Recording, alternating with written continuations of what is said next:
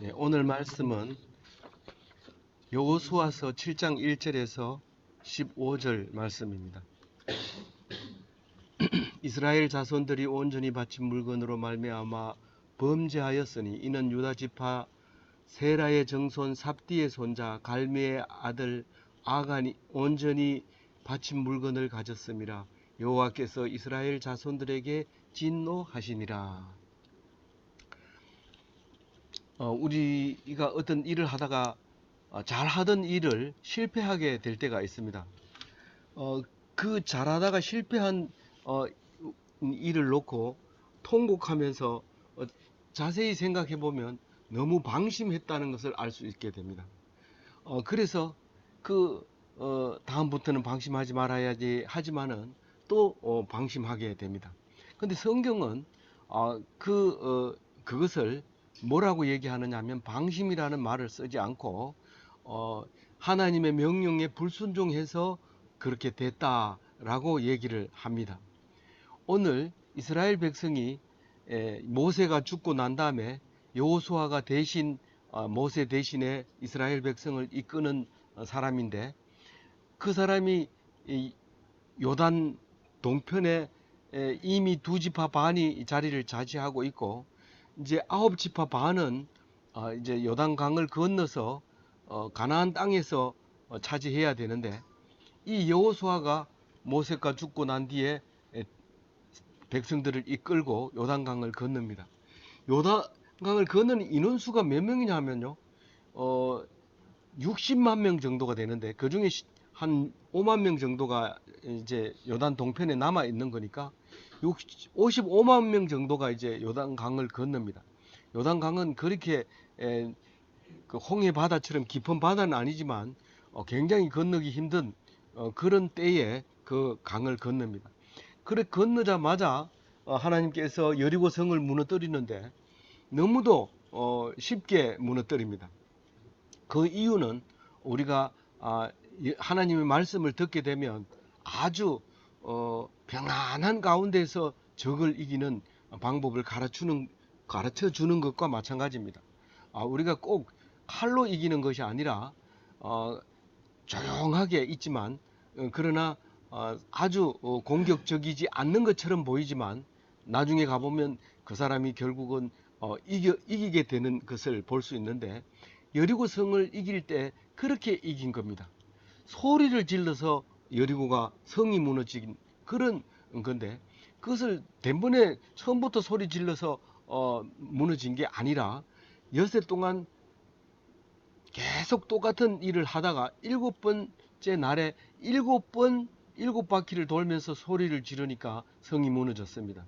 우리 생각으로는 힘이 있으면 바로 가가지고 성을 점령해 버리면 되지, 이렇게 6일 동안 돌아야 되느냐.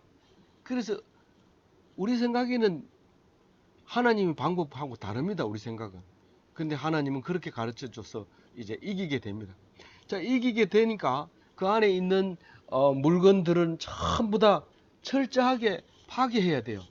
사용하던 물건은 다 태워버리고, 그렇지만은 이제 금이나 은이나 이제 보석 같은 것들은 하나님께서 하나님 곳간에 넣게 됩니다.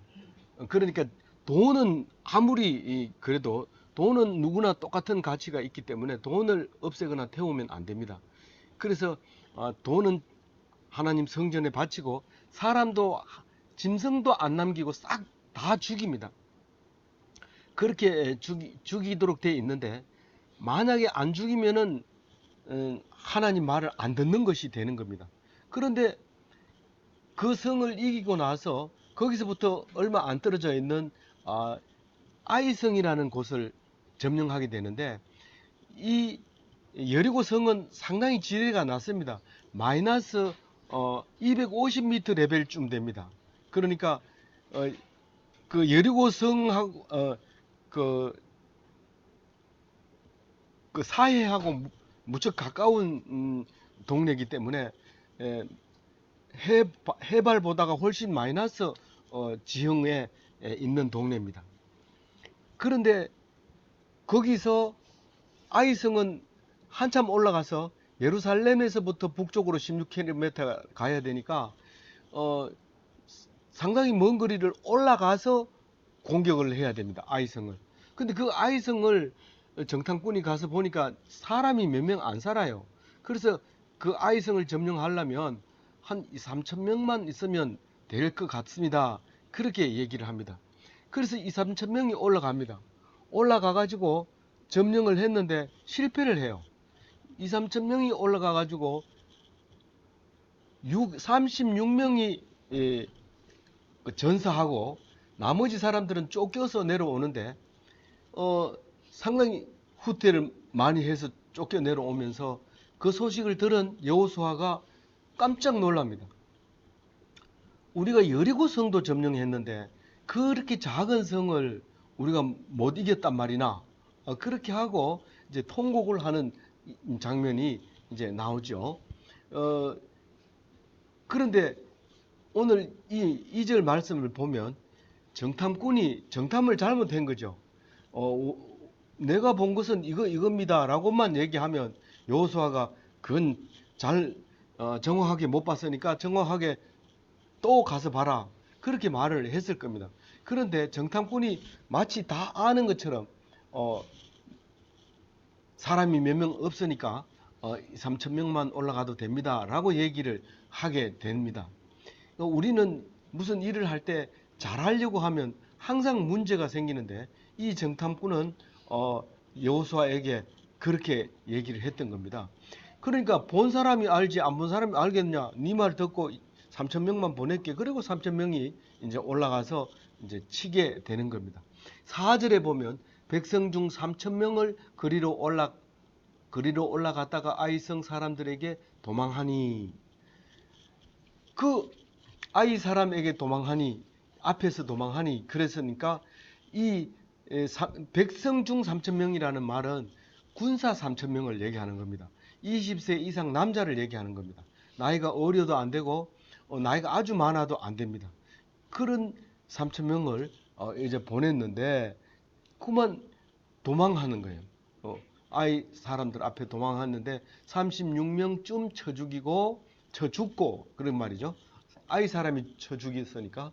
그리고 그 아이성 성문 앞에서부터 스바림까지 도망을 나왔는데 스바림은 어딘지는 모르지만 스바림이라는 뜻은 채석장이라는 뜻인데 지금도 찾지를 못하고 있어요. 그 주변에 채석장이 어디 있으면 아마 이쪽이다라고 이제 판단을 내릴 텐데 그렇게 못합니다. 그 소리를 듣고 백성들의 마음이 녹아 물같이 된지라. 성경은 이렇게 표현을 잘 하고 있습니다. 다시 말해서 물같이 됐다는 얘기는 힘이 빠져가지고 이제 더 이상 일어설 기력이 없어서 마음이 녹아내린 기진맥진한 상태를 얘기하고 있는 것입니다. 싸움 한번 졌다가 이렇게 완전히 맥진하게 되는 이 이스라엘 백성을 보면서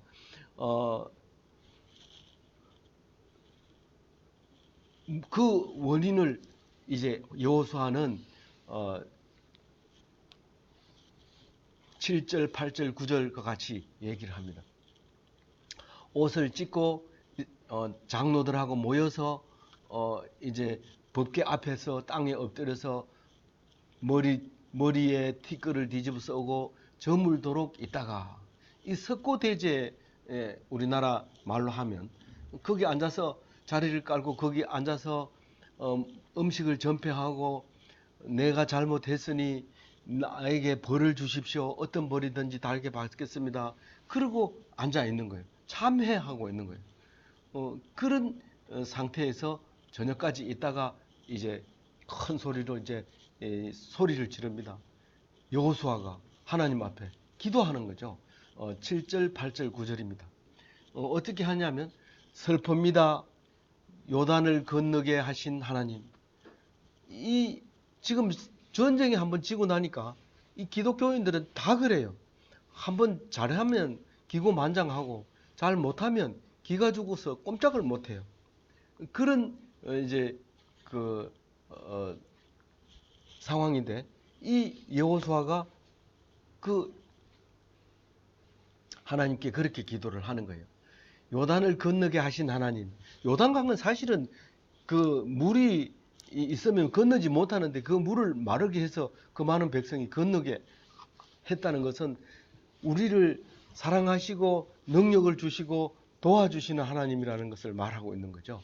그리고 아무리 사람 손에 넘기시려 하십니까? 이 말은 아이성을 졌으니까 이제는 이 사람들한테 이제 잡혀서 죽게 하시렵니까? 이런 말을 하고 있는 겁니다. 그러면서 뭐라고 하느냐면 요단 동편 두 지파 반이 차지하고 있는 그 땅에 거기에 만족했어야 됩니까? 라고 말하고 있는 거예요. 그러면서 8절에 뭐라고 하냐면 우리가 이제 그 작은 성 아이성에게 쫓겨서 이렇게 실패했으니 우리가 어떻게 하면 좋겠습니까? 3,000명이 가가지고도 졌는데 우리가 다 올라간다고 해가지고 그 좁은 성을 이 아이성이라고 하는 것은 황폐한 작은 산입니다. 다 올라갈 수도 없습니다. 그 올라가면 오히려 낭떠러지에 떨어질 수밖에 없는 그런 이 성이인데 거기에 그 사람들한테 지면 우리는 뭐 살 수 없는 곳인데 우리는 어떻게 하란 말입니까? 그렇게 합니다. 9절에 보면 이제는 가나안 사람뿐만 아니라 주위에 있는 모든 사람들이 우리를 깔보고 우리를 쳐 죽이려고 지금 눈을 벌겋게 떨고 있는데 지금 우리 이름은 이제는 없어집니다. 가나안 땅에 많은 족속들이 있는데 이 이스라엘 족속이라고 하는 이 족속이 이제는 없어질 거 아닙니까? 그렇게 얘기를 합니다. 그리고 우리가 없어지면 하나님의 이름, 주의 이름은 어떻게 있을 수 있습니까? 그렇게 얘기를 하면서 기도를 하는 거죠. 그러니까 하나님이 응답해 줍니다. 어떻게 응답합니까? 10절 읽어봅니다. 같이 읽어봅니다. 시작. 여호와께서 여호수아에게 이르시되 일어나라. 어찌하여 이렇게 엎드렸느냐? 네가 지금 이렇게 엎드려 있어야 될 일이 아니다. 지금 일어나야 된다. 일어나서 어떻게 합니까? 그러니까 이스라엘 백성은 어떤 경우도 우리는 싸움하다가 기독교인이 아닌 사람은 싸움하다가 지면 형님 그러고 딱 받들어 모십니다. 만약에 졌는데도 되들면 죽는 거죠. 그런데 지면은 특히 일본 사람은 그래서 일본 사람은 기독교하고 너무 대치가 돼요. 성격 자체가. 근데 그 사람들은 딱 이렇게 견제하고 싸움을 딱 하다가 여러분들은 그 얘기를 잘 못 들었겠지만 우리는 그런 얘기를 많이 들었어요. 일본 시대의 사람들의 성격이 어떻다는 거. 딱 싸우다가 한 사람이 지잖아요. 그럼 그 자리에서 딱 무릎 꿇고 형님, 사부님 딱 이렇게 한다는 거예요. 그게 살 길이에요. 그게 살 길이에요. 근데 우리는 안 그러죠. 밑에서 얻어 터지고 코피 나면서도 내 일어나면 너 죽인다 이러면서 얻어 터지는 거예요. 우리나라 사람은 그래요. 성격이 좀 달라요. 근데 이제 여러분들은 싸우는 걸 못 봐요. 뭐 싸웠다 이러면 바로 경찰서 붙들려고 하고 이러기 때문에 싸우는 걸 못 보는데 우리 클 때는 맨날 코피 터져가지고 오고 뭐 얼굴이 멍들어서 오고 이건 보통이에요. 그런 이제 성격들을 가지고 있는데 우리가 죽으면 우리 백성이 없어진다면 하나님의 이름은 어떻게 합니까? 그냥 놔두실 겁니까? 이렇게 얘기합니다. 그러니까 다른 말로 얘기하면 우리가 살아야 될 이유는 하나님의 영광을 위해서 살아야 되는데 하나님 우리가 그냥 그대로 죽게 내버려 두실 겁니까? 이렇게 물어보는 거죠. 그러니까 하나님이 이제 일어나라고 해놓고 우리 11절 한번 읽어봐요. 이스라엘이 범죄하여 내가 그들에게 명령한 나의 언약을 어겼으니 또한 그들이 온전히 바친 물건을 가지고 도둑질 하여 속이고 그것을 그들의 물건 가운데 두었느니라. 이게 그러니까 여리고성을 점령하면 그걸로 끝난 게 아니라 여리고성을 점령하고 죽이라는 것 다 죽이고 금, 은 이거는 하나님께 바치고 나머지 것은 다 태워야 되는데 그걸 해멸이라고 그래요. 진멸하고 괴멸한다고 그래요. 근데 그렇게 해야 되는데 절대로 물건에 손대지 마라. 하나님께 드리는 여기 계속 온전히 바친 물건 이랬는데 우리가 감이 잘 안 옵니다. 잘 안 오지만 그것은 하나님께 바친 물건을 온전히 바친 물건이라고 그래요. 그 하나님께 바쳐야 될 물건에 손을 댔다는 거예요. 이거 손댔다는 말은 없는데 앞에서 절대로 손대지 마라 했는데 손을 댔다는 거예요. 손댔다는 게 뭐예요? 자기 걸로 만들었다는 거예요. 자기 걸로 챙겼단 말이에요. 그래서 그 챙겼는데 그러므로 이스라엘 자손들이 그들의 원수 앞에서 능히 맞서지 못하고 그들 앞에서 돌아선 나니 물건을 챙기지 마라 했는데 손을 대서 자기가 챙겨버렸으면 힘을 전혀 못 씁니다. 힘을 전혀 못 씁니다.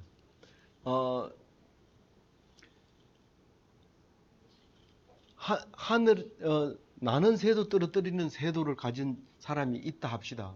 그런데 그 집 식구가 잘 못해요. 그럼 그 새도가 힘이 없어져요. 그 힘이 없어져요.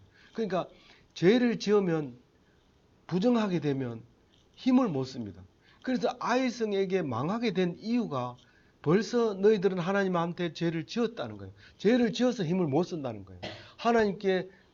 하나님이 말씀하시는 것에 불순종했기 때문에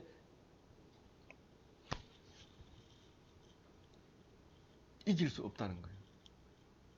우리가 기독교인의 힘은 어디서 나오냐면 약할 때 나오는 게 기독교인입니다. 내가 권력을 가지고 있다든가 내가 건강하다든가 내가 잘났다든가 내가 높은 사람이 됐다든가 여기서 나오는 힘은 기독교의 힘이 아닙니다. 기독교의 힘은 낮아지고 약해지고 없고 이런 상태에서 나는 건데 이 3,000명이 올라갔는데 이 3,000명이 전부 다 집에 묻어놓은 금이 생각이 나서 전쟁을 제대로 못합니다. 근데 집에 아무것도 없고 그런 사람은 나가서 이판사판으로 싸웁니다. 이번에 싸워서 이긴 것은 전리품은 내 것이다. 그런 생각을 하면 목숨 걸고 싸우게 되죠. 그런데 하나님이 하지 말라는 것을 감추었어요. 그러면 이길 수 없다는 겁니다. 그 얘기를 지금 하나님이 가르쳐 주고 있어요. 응답해 주고 있어요. 그래서 12절에 보면 그 물건을 손댄 사람이 있다. 그리고 감추었다. 그 얘기를 합니다. 그러니까 내 말을 안 들으는 사람은 죽음이다. 순종만이 살 길인데 너희들이 불순종했기 때문에 이제는 당연히 질 수밖에 없다.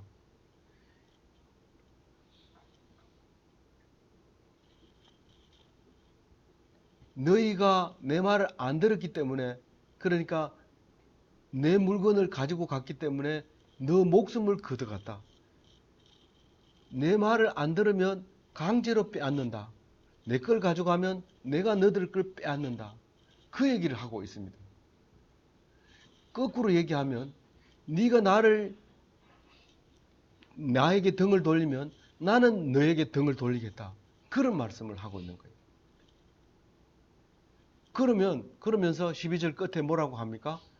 너희들 중에 부정한 것을 그대로 놔두면 나는 절대로 너희들과 함께 하지 않겠다는 거예요. 하나님이 그 안에 있지 않겠다는 겁니다. 그래서 찾아냅니다.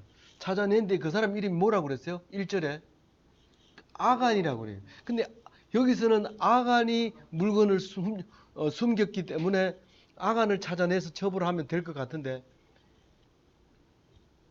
아간을 어떻게 찾아낼까요? 제비뽑기를 해서 찾아냅니다.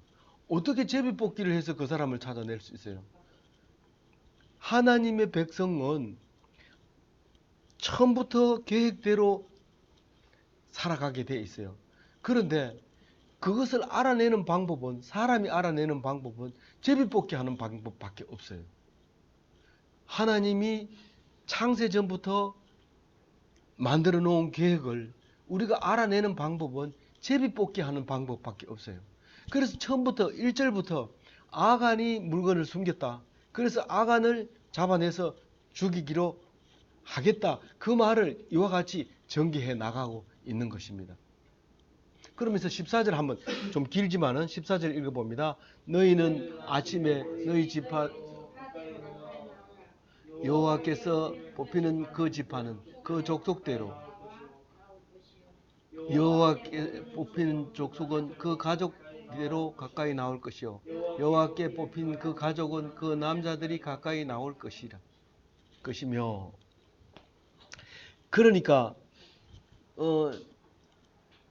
이게 뭐냐면 지파별로 뽑는데 유다 지파예요. 유다 앞에 1절에 유다 지파라고 그랬죠. 유다 지파가 제비 뽑혔어요.